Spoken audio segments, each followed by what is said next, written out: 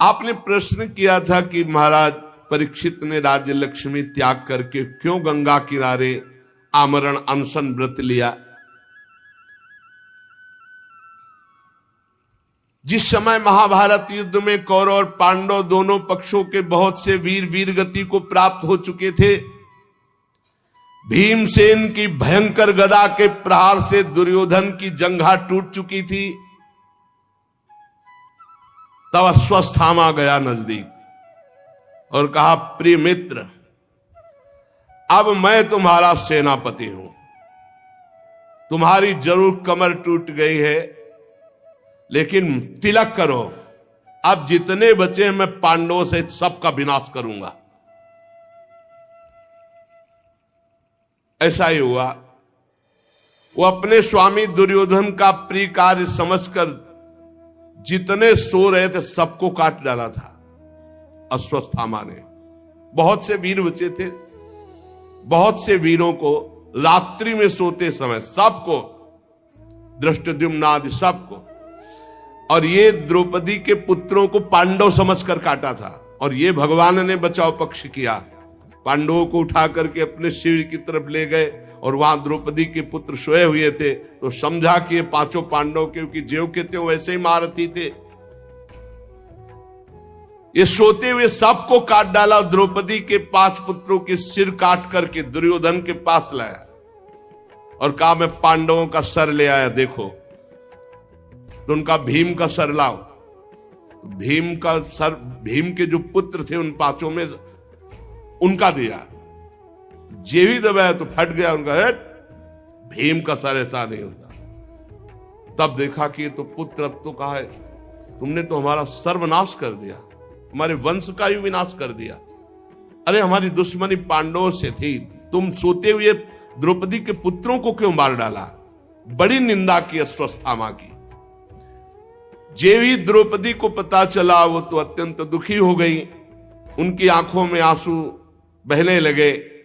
अर्जुन ने उनको सांत्वना दी, कल्याणी सावधान, तुम वीर माता हो, पर मैं तुम्हारे आंसू तभी पोंछूंगा जब उस आताताई का सिर गांडीव धनुष से काट कर तुम्हारे सामने रखूंगा, तब तुम उस पर पैर रखकर अपने पुत्रों की अंत्येष्टि क्रिया करना। अर्जुन ने ऐसी बात कही। भगवान श्री कृष्ण से कहा, चलो सारथी बनो और मैं कवच धारण करता हूं और भयानक गांडीव धनुष की प्रत्यंचा चढ़ाकर गुरुपुत्र अश्वत्थामा के मारने के लिए दौड़े। अपराधी तो था ही, सोते हुए, ये वीर पुरुष का लक्षण नहीं, सोते हुए को नहीं, सावधान करके युद्ध करके मारा जाता है। ये तो बहुत निंदनीय कर्म। तो निंदनीय कर्म से बड़ा भयभीत था अश्वत्थामा। जब देखा कि भगवान श्री कृष्ण सारथी और रथी अर्जुन और गांडीव में प्रत्यंचा चढ़ाकर ललकारते हुए आ रहे हैं, तब प्राणों की रक्षा के लिए भागा। जहां जहां भागा वहां वहां भगवान श्री कृष्ण रथ को, उसने देखा कि अब तो मारा गया मैं, तो अपने बचाव के लिए एकमात्र साधन ब्रह्मास्त्र का संधान किया, द्रोणाचार्य जी द्वारा प्रदत्त। लेकिन ब्रह्मास्त्र संधान करना सिखाया था, वापस करना नहीं। इसको वापस करना अर्जुन को सिखाया था। योग्य शिष्य पुत्र से भी अधिक प्यारा होता है। ब्रह्मास्त्र लौटाने की विधि उसे नहीं मालूम थी, पर प्राण संकट आ गया तो तत्काल आचमन किया और ध्यानस्थ होकर ब्रह्मास्त्र का संधान किया। ब्रह्मास्त्र तुरंत प्रचंड तेज, अब तो सीधे अर्जुन की ओर ब्रह्मास्त्र। अर्जुन जी ने हाथ जोड़ा और भगवान श्री कृष्ण से कहा, श्री कृष्ण, तुम सच्चिदानंद स्वरूप परमात्मा हो, मैं जानता हूं तुम्हारी शक्ति अनंत है, तुम ही भक्तों को अभय देने वाले हो, जो संसार की धधकती हुई आग में जल रहे उन जीवों को उबारने के एकमात्र तुम ही लक्ष्य हो प्रभु। तुम प्रकृति से परे रहने वाले आदि पुरुष साक्षात परमात्मा हो। तुम अपनी स्वरूप शक्ति से बहिरंग एवं त्रिगुणमयी माया को दूर भगाकर अपने अद्वितीय स्वरूप में स्थित हो। तुम अपने प्रभाव से माया मोहित जीवों के लिए धर्मादि रूप कल्याण का विधान करते हो। हे प्रभु, ये आपका अवतार पृथ्वी का भार हरण करने के लिए, अनन्य प्रेमी भक्तजनों की रक्षा के लिए, उनके चिंतन के लिए, हे सुप्रकाश पर ब्रह्म परमात्मा श्री कृष्ण, देखो ये भयंकर तेज मेरी ओर आ रहा है। ये मुझको बिल्कुल पता नहीं कि क्या है और ये क्या करेगा। भगवान ने कहा डरो मत, ये अश्वत्थामा का चलाया हुआ ब्रह्मास्त्र है। वो प्राण संकट उपस्थित होने पर इसका प्रयोग तो कर दिया पर लौटालना नहीं जानता, और इस ब्रह्मास्त्र को कोई दूसरा अस्त्र दबा सके ऐसा आज तक कोई अस्त्र निर्माण नहीं हुआ। तुम शास्त्र विद्या के पारंगत हो, तत्काल आचमन करो और ब्रह्मास्त्र को शांत करने के लिए ब्रह्मास्त्र का ही प्रयोग करो। अर्जुन विपक्षी वीरों के मारने में बड़े प्रवीण थे। भगवान की बात सुनकर आचमन किया और भगवान की 4 परिक्रमा की और ब्रह्मास्त्र के निवारण के लिए ब्रह्मास्त्र का ही संधान कर दिया। अब दोनों ब्रह्मास्त्र जब भयंकर प्रलयाग्नि प्रकट हो गई, जब दोनों ब्रह्मास्त्र टकराए, प्रजा जलने लगी। सबने समझा मानो प्रलयकालीन समय आ गया है। भगवान ने इशारा किया तो दोनों ब्रह्मास्त्र को शांत करके अर्जुन ने वापस कर लिया, क्योंकि अर्जुन को देखो, द्रोणाचार्य जी ने अश्वत्थामा को ये विद्या नहीं सिखाई, ये अर्जुन को सिखाई। फिर अर्जुन क्रोध से लाल होकर दौड़ पड़े और अश्वत्थामा को जाकर पकड़ लिया, जैसे कोई बलवान पशु को बांध लेता है, ऐसे बांध लिया और उठाकर लाए, रथ के पीछे के हिस्से में पटक दिया अश्वत्थामा को। भगवान श्री कृष्ण जी भी बहुत कुपित हो रहे थे। कहा अर्जुन, इसको छोड़ना बिल्कुल नहीं, इसने रात में सोए हुए निरपराध बालकों की भी हत्या की है। धर्मवेत्ता पुरुष, असावधान, मतवाले, पागल, सोए हुए बालक, स्त्री, शरणागत, रथहीन, पागल आदि को कभी नहीं मारते। महत अपराध है, ऐसा नहीं मारना चाहिए, और इसने वो सब कर डाला। ये दुष्ट है, क्रूर है,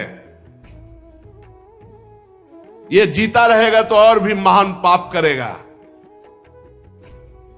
मेरे सामने तुमने द्रौपदी से प्रतिज्ञा की थी कि जिसने तुम्हारे पुत्रों का वध किया उसका सिर उतार कर लाऊंगा। ये आताताई है, वध किया है, इसने अपने स्वामी दुर्योधन को भी दुख पहुंचाया। अर्जुन देख रहे थे कि भगवान बड़ी मुस्कुराहट के साथ आज्ञा दे रहे हैं, इसका मतलब कुछ रहस्य है। भगवान बार बार कह रहे हैं आताताई है, इसको मार डालो। भगवान रथ हाँक रहे, अर्जुन रथी पथ पे, और पीछे अश्वत्थामा बंधा हुआ। अश्वत्थामा को पशु की तरह बांधकर निंदित कर्म करने से बहुत खिन्न, उदास द्रौपदी जी ने जे ही ऐसा देखा तो उन्होंने कहा नहीं नहीं, हमारे गुरु पुत्र का ऐसा अपमान नहीं होना चाहिए। नमस्कार, अश्वत्थामा को प्रणाम किया और कहा तत्काल बंधन मुक्त करो। गुरु पुत्र का इस प्रकार अपमान बिल्कुल नहीं। हे अर्जुन, रहस्य सहित सारे धनुर्वेद, उनका उपसंहार जिन गुरुदेव ने दिया, वही गुरुदेव ही अपने आत्म पुत्र के रूप में विराजमान, हमको गुरु के समान इसका आदर कर रहा है। द्रौपदी जी ने कहा नहीं नहीं, जैसे मैं आज दुखी हो रही हूं ऐसे इसकी मां कृपी भी दुखी होगी। मैं नहीं चाहूंगी, छोड़ दो इसे, छोड़ दो। आर्यपुत्र तुम धर्मज्ञ हो, गुरु वंश का कभी अपमान नहीं किया जाता। गुरु वंश की सदैव पूजा करनी चाहिए, चाहे जितना भारी पाप बन जाए, कभी दंड नहीं देना चाहिए, कभी व्यथा नहीं पहुंचानी चाहिए। मैं दुखी हो चुकी, अब मैं और किसी को दुखी नहीं करना चाहती। इसकी माता दुखी हो ये मैं नहीं चाहूंगी। जो उच्छृंखल बलवान से भी, चाहे जितना बड़ा बलवान हो, यदि वो गुरुकुल का अपमान करता है, गुरुवंश का अपमान करता है, तो शोकाग्नि के द्वारा वह एक न एक दिन भस्म हो जाता है। द्रौपदी की बात धर्म और न्याय के अनुकूल थी, बिल्कुल कपट नहीं, करुणा और ममता से भरी थी। अतएव राजा युधिष्ठिर जी ने भी इन बातों का अनुमोदन किया। नकुल, सहदेव, सात्यकी, अर्जुन, भगवान श्री कृष्ण वहां उपस्थित सभी नर नारियों ने द्रौपदी की प्रशंसा की। भीमसेन ने कहा कि ये सब बातें एक तरफ रखो, जिसने सोते हुए बच्चों को काट डाला, ना अपने लिए ना अपने स्वामी के लिए, बल्कि व्यर्थ में मार डाला, तुम सब हटो, इसे घूंसे से मार डालता हूं अभी। भीमसेन ने, भगवान ने द्रौपदी की भी बात सुनी, भीमसेन की बात सुनी। अर्जुन की तरफ देख करके कहा, भगवान श्री कृष्ण बोले, अर्जुन मेरी दोनों आज्ञाओं का पालन करो। द्रौपदी की भी बात रह जाए और भीम की भी बात रह जाए। शास्त्र में दो आज्ञा है, आताताई को मार डालना चाहिए कोई भी हो, और एक आज्ञा है कि कितना भी पतित नीच हो पर ब्रह्म ऋषि की हत्या नहीं करनी चाहिए। मेरी आज्ञा का पालन करो। अर्जुन भगवान के हृदय की बात ताड़ गए, तलवार निकाली, अश्वत्थामा के सिर के बाल मूड़ दिए, ब्रह्ममणि थी उसको निकाल लिया। श्रीहीन तत्काल हो गया, ब्रह्म तेज रहित हो गया। रस्सी से उसके बंधन खोले और अपमानित करके निकाल दिया। जा, तुझे जीवन दान देते हैं। ये सबसे बड़ा अपमान मृत्यु तुल्य ही होता है। मूड देना, धन छीन लेना, कठोर वचन करके धक्का कर मारकर बाहर निकाल देना, यही मृत्यु तुल्य दंड भी है और मारा भी नहीं, दोनों बातें हो गई। अब अंत्येष्टि क्रिया अपने पुत्रों की पांडवों ने की, जलांजलि अर्पित की, गंगाजल में स्नान किया। भगवान श्री कृष्ण और धौम्य आदि मुनियों ने पवित्र इतिहास सुनाकर उनको सांत्वना प्रदान की।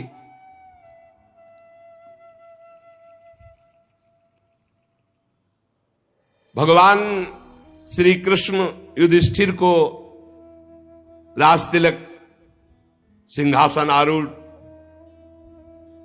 सब काम ठीक अब हो गया। अश्वमेध यज्ञ करा दिए, जाने का विचार हुआ। युधिष्ठिर से और बड़े बुजुर्गों से भगवान ने कहा, अब हम उद्धव आदि के साथ द्वारिका। सबने विवश होकर के भगवान से प्रार्थना की कि अब आपको जाने की अनुमति कौन दे। आपके दर्शन मात्र से सुख मिलता है, पर जैसे आपको सुख मिले। भगवान के लिए दारुक ने रथ सजाया, छत्र चंवर आदि जैसे। भगवान बैठने ही जा रहे थे कि आवाज आई, प्रभा पाहि माम महायोगिन देव देव जगतपते, नान्यम त्वद्भयम पश्चे यत्र मृत्यु परस्परम। प्रभु प्रभु रक्षा करो, रक्षा करो। आपके अतिरिक्त कोई नहीं है कि इस लोक में मुझे बचा सके, क्योंकि यहां सब परस्पर एक दूसरे की मृत्यु के निमित्त बन रहे।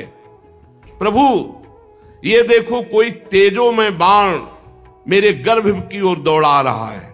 उत्तरा के गर्भ में महाराज परीक्षित थे। स्वामिन, मुझे भले मार डाले, लेकिन मेरे गर्भ की रक्षा हो, मैं आपकी शरण में हूं। भक्तवत्सल भगवान ने दृष्टि डाली तो देखा कि ये नीच माना नहीं, ब्रह्मास्त्र का प्रयोग गर्भस्थ शिशु पे कर दिया अश्वत्थामा ने। और उधर 5 बाण संधान किए पांडवों को, कि वंशय नहीं रहने देंगे। पांडवों को भी नष्ट करने के लिए 5 बाण, और 1 बाण उत्तरा के गर्भ में विराजमान महाराज परीक्षित के नाश के लिए ब्रह्मास्त्र का प्रयोग। पांडवों ने देखा, बोले प्रभु ये 5 बाण तेजों में हमारी ओर आ रहे हैं। सबने अस्त्र उठा लिया। भगवान ने कहा, तुम सब शांत हो जाओ। ध्यान किया सुदर्शन चक्र का। यह अमोघ अस्त्र है, भगवान का पार्षद है, और सुदर्शन चक्र को रक्षा में लगा दिया। पांडवों की कोई भी अस्त्र शस्त्र अब छू नहीं सकता। देखो, ये कथाएं ही नहीं है, इनको जीवन में उतारना है। हर परिस्थिति में यदि हम भगवान का आश्रय लिए रहेंगे तो भगवान हमारी रक्षा करेंगे पक्का। सुदर्शन चक्र से निज जनों की रक्षा की। योग योगेश्वर भगवान श्री कृष्ण ने जब देखा कि पांडवों की वंश परंपरा जिससे चलने उस परीक्षित के ऊपर ब्रह्मास्त्र, तो तुरंत अपने माया के द्वारा कवच रच दिया, गर्भस्थ शिशु को कवच में। सुदर्शन चक्र की रक्षा में पांडवों को ब्रह्मास्त्र अमोघ है, कोई शस्त्र उसको नहीं रोक सकता। फिर भगवान श्री कृष्ण का तेज सुदर्शन के सामने आते ही पांचों बाण शांत हो गए। ये कोई आश्चर्य की बात नहीं, भगवान सर्वाश्चर्यमय है। भगवान निज शक्ति माया से स्वयं अजन्मा होकर संसार की सृष्टि पालन और लय करते हैं। भगवान श्री कृष्ण ब्रह्मास्त्र की ज्वाला तो सुदर्शन से, और आप अंदर सूक्ष्म रूप रख करके गर्भस्थ शिशु परीक्षित की रक्षा की। बड़ा सौभाग्य परीक्षित जी का, गर्भ में भगवान के दर्शन हो गए। ब्रह्मास्त्र की ज्वाला से मुक्त कर दिया पांडवों को भी और गर्भस्थ शिशु को भी। फिर भगवान ने सांत्वना दी और कहा अब चले। जब कुंती जी ने देखा कि भगवान जा रहे हैं, भगवान के समीप आई और भगवान से स्तवन करने लगी। जो स्तवन वो आगे चलता। श्री राधा वल्लभ लाल की जय। तो राधे राधे जी, श्री हरिवंश। हमें पूरी उम्मीद है कि आप लोगों को पूज्य महाराज जी का आज का ये सत्संग बहुत ही ज्यादा पसंद आया होगा और आपको इस सत्संग से काफी कुछ सीखने को भी मिला होगा। तो आपको इस सत्संग के अलावा और किसी भी विषय के बारे में अगर कुछ भी महाराज जी की वाणी में जानना हो तो आप लोग हमें नीचे कमेंट्स करके जरूर बताइए। हम आने वाली वीडियो में आप लोगों के उस प्रश्न को लेकर महाराज जी का नया सत्संग अपलोड कर देंगे, ताकि आप लोगों को अपने भक्ति मार्ग में बहुत ही ज्यादा आसानी मिले। तब तक के लिए राधे राधे, श्री हरिवंश।